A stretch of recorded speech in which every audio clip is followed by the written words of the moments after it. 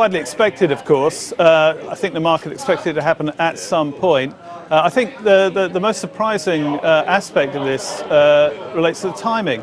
I think there was a sort of widespread expectation that if anything was going to happen to the UK's debt rating, it was more likely to happen after the budget. So if anything, it's come perhaps a little bit earlier than expected, but it's not wholly unsurprising. But so you're not surprised then by how quickly gilts have bounced back?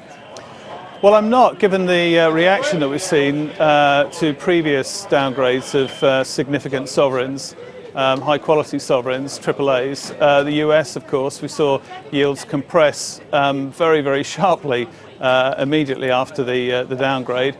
And with France as well, when Moody's downgraded France in November, against Germany, we saw a not insignificant spread compression, around 40 to 15 basis points over the ensuing week. So, were this to be, had France and the US not been downgraded, and this was the first of the major AAA sovereigns to be downgraded, perhaps there would have been, I think, a bigger market reaction. But given that we've seen this happen before with the US and France, obviously the market it opened very weak this morning, but came back, and we're now at levels broadly in line with where we were on Friday.